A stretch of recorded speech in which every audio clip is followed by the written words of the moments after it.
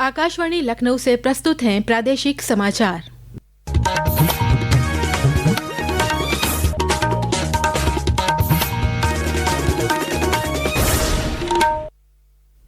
मुख्य समाचार। प्रधानमंत्री नरेंद्र मोदी ने रक्षा उत्पादन में आधुनिकीकरण और आत्मनिर्भरता पर ध्यान केंद्रित करते हुए भारत के रक्षा क्षेत्र में उल्लेखनीय परिवर्तन की सराहना की। प्रधानमंत्री के सेवा, सुशासन और गरीब कल्याण के 11 वर्ष के कार्यकाल पर मुख्यमंत्री योगी आदित्यनाथ ने आज लखनऊ में प्रस्तुत किया रिपोर्ट कार्ड। कहा, ये विकसित और आत्मनिर्भर भारत के निर्माण का स्वर्णिम काल। मुख्यमंत्री ने बहराइच में 1243 करोड़ रुपए की 384 विकास परियोजनाओं का किया लोकार्पण और शिलान्यास। कहा, डबल इंजन सरकार ने दिया महाराजा सुहेलदेव को सम्मान। और प्रदेश में भीषण गर्मी और लू से जनजीवन प्रभावित। पिछले 24 घंटे के दौरान झांसी और आगरा में तापमान 45 डिग्री सेल्सियस के पार।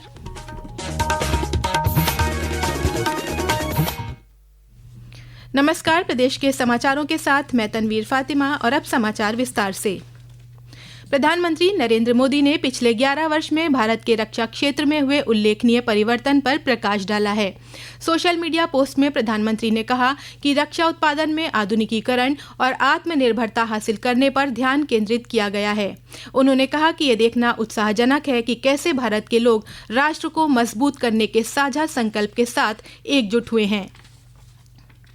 प्रधानमंत्री नरेंद्र मोदी के सेवा, सुशासन और गरीब कल्याण के 11 वर्ष का कार्यकाल पूरा होने पर आज मुख्यमंत्री योगी आदित्यनाथ ने भाजपा प्रदेश कार्यालय में प्रेस वार्ता कर केंद्र सरकार का रिपोर्ट कार्ड प्रस्तुत किया। इस दौरान उन्होंने इन 11 वर्षों के कार्यकाल को विकसित भारत एवं आत्मनिर्भर भारत के निर्माण का स्वर्णिम काल करार दिया। मुख्यमंत्री ने कहा कि प्रधानमंत्री नरेंद्र मोदी के नेतृत्व में भारत सैन्य शक्ति बनकर उभरा है, जिसकी ताकत दुनिया ने ऑपरेशन सिंदूर के दौरान देखी। भारत तो केवल शांति का पक्षधर है। हर हाल में हमें शांति की रट लगाने की जो आदत 2014 के पहले पड़ गई थी, मोदी जी ने न्यू नॉर्मल के माध्यम से उस अवधारणा को पलट करके सज्जनों के साथ, मित्रों के साथ हम लोग शांति से, सौहार्द के साथ विकास की बात करेंगे। लेकिन कोई हम पर युद्ध थोपेगा, हमारी सुरक्षा में सेंध लगाएगा, भारत के अंदर आतंकवाद को प्रेरित और प्रोत्साहित करेगा, तो उसका जवाब सर्जिकल स्ट्राइक, एयर स्ट्राइक और ऑपरेशन सिंदूर ही होंगे। श्री योगी ने पंचप्रण का जिक्र करते हुए कहा कि ये पंचप्रण विकसित भारत का संकल्प, गुलामी की मानसिकता से मुक्ति, अपनी विरासत पर गर्व, राष्ट्रीय एकता और एकजुटता और नागरिक कर्तव्य का पालन है। मुख्यमंत्री ने कहा कि पहली बार गरीब शासन की योजना का हिस्सा बन पाया है। मुख्यमंत्री ने कहा कि आस्था और अर्थव्यवस्था का बेहतर समन्वय हो सकता है। विरासत भी विकास का माध्यम बन सकती है। ये सब ने महाकुंभ के माध्यम से देखा है।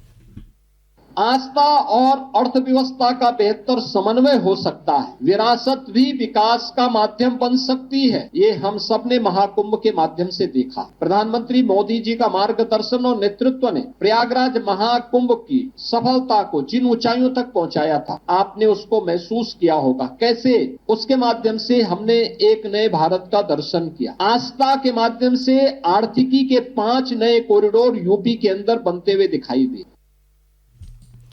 मुख्यमंत्री ने श्री मोदी के प्रधानमंत्री के रूप में 11 वर्ष के कार्यकाल पूरा करने के अवसर पर भाजपा प्रदेश कार्यालय में आयोजित प्रदर्शनी का भी अवलोकन किया।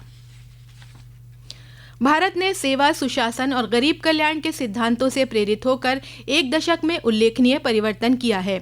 आकाशवाणी समाचार आपके लिए पिछले 11 वर्षों में प्रमुख क्षेत्रों में सरकार के प्रयासों पर एक विशेष फीचर लेकर आया है। रक्षा क्षेत्र में भारत की आत्मनिर्भरता को लेकर पेश है एक रिपोर्ट।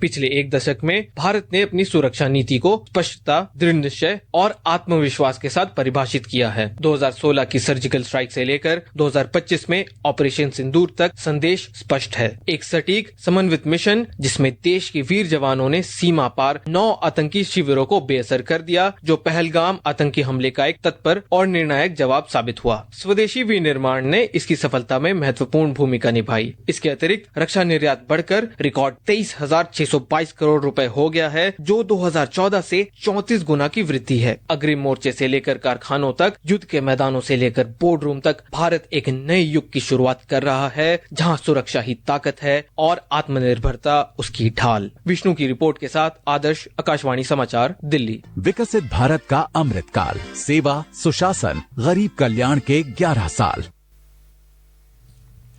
केंद्रीय राज्य मंत्री एसपी सिंह बघेल ने आज प्रयागराज में प्रधानमंत्री नरेंद्र मोदी के पिछले 11 वर्ष के कार्यकाल को बेमिसाल बताया।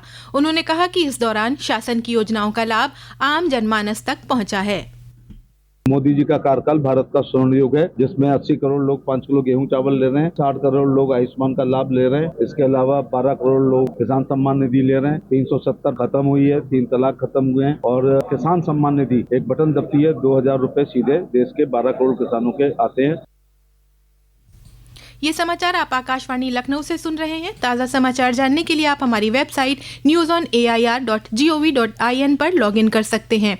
इसके साथ ही आप प्रादेशिक समाचारों का ये बुलेटिन हमारे YouTube channel news on AIR Lucknow पर भी सुन सकते हैं। मुख्यमंत्री योगी आदित्यनाथ ने आज बहराइच के चित्तौरा ब्लॉक की मसीहाबाद ग्राम सभा में महाराजा सुहेलदेव के विजयोत्सव कार्यक्रम में शिरकत की। मुख्यमंत्री ने 40 करोड़ रुपए की लागत से बने महाराजा सुहेलदेव स्मारक का उद्घाटन और महाराजा सुहेलदेव की कांस्य की 40 फीट ऊंची प्रतिमा का अनावरण किया। मुख्यमंत्री ने 1243 करोड़ रुपए की 384 विकास परियोजनाओं का लोकार्पण और शिलान्यास भी किया। इस अवसर पर मुख्यमंत्री ने कहा कि इतिहास में उन्हें जो सम्मान मिलना चाहिए था वो नहीं मिला। महाराज सुहेलदेव को जो इतिहास में सम्मान मिलना चाहिए था नहीं मिला, लेकिन प्रधानमंत्री मोदी जी के विरासत और विकास के इस अभियान को आगे बढ़ाते हुए डबल इंजन की भारतीय जनता पार्टी नेतृत्व की सरकार ने संकल्प लिया था कि भव्य स्मारक का लोकार्पण आज बहराइच के इसी चित्तौड़ा नामक स्थान पर एक कार्यक्रम संपन्न हो रहा है। श्री योगी ने यहां एक पेड़ मां के नाम के तहत पौधरोपण भी किया। मुख्यमंत्री ने इस अवसर पर महाराजा बलभद्र सिंह को भी याद किया। प्रदेश के स्टाम्प और पंजीयन राज्य मंत्री रविंद्र जायसवाल ने आज वाराणसी के सारनाथ में महाराजा सुहेलदेव स्मृति द्वार का लोकार्पण किया। इस अवसर पर महाराजा सुहेलदेव की स्मृति में पद यात्रा का भी आयोजन किया गया और आज के दिन को विजय दिवस के रूप में मनाया गया। लखनऊ के लाल और सिटी मॉन्टेसरी स्कूल के छात्र रहे भारतीय अंतरिक्ष यात्री शुभांशु शुक्ला कल अमेरिका के कैनेडी से अपनी ऐतिहासिक अंतरिक्ष उड़ान की शुरुआत करेंगे। इसका सीधा प्रसारण कल शाम 4:45 से CMS कानपुर रोड ऑडिटोरियम में आयोजित व्योम नाइट के अंतर्गत किया जाएगा। इस अवसर पर शुभांशु के माता पिता और अन्य परिवारजनों के साथ ही बड़ी संख्या में छात्र और शिक्षक इस ऐतिहासिक अंतरिक्ष यात्रा का सीधा प्रसारण देखेंगे। केंद्र सरकार के विकसित भारत कृषि संकल्प अभियान के तहत आज बरेली के गांव बिहारीपुर अब्दुल रहमान में वैज्ञानिकों ने किसानों के साथ संवाद किया।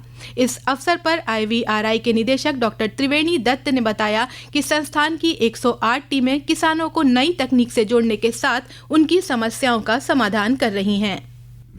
संस्थान ने 108 टीम वैज्ञानिकों की बनाई है, जिसमें हमारे लगभग 504 कर्मचारी जो कृषि वैज्ञानिक बरेली, रामपुर और बदायूं में कार्य कर रहे हैं। एक दिन में एक टीम को 3 जगह जाना होता है, तो अभी तक हम लगभग 500 गांव कवर कर चुके हैं। प्रदेश भर में पड़ रही भीषण गर्मी से जनजीवन प्रभावित हो गया है। मौसम विभाग ने अगले 2 दिनों तक लू चलने का अलर्ट जारी किया है। पिछले 24 घंटे के दौरान झांसी और आगरा में तापमान 45.9 डिग्री दर्ज किया गया। वहीं उरई में भी पारा 45 डिग्री के पार रहा, जबकि प्रदेश के 7 से ज्यादा जनपदों में तापमान 43 डिग्री से ज्यादा दर्ज किया गया। मौसम विभाग ने गर्मी से बचने के लिए एडवाइजरी जारी की है। और अंत में मुख्य समाचार एक बार फिर।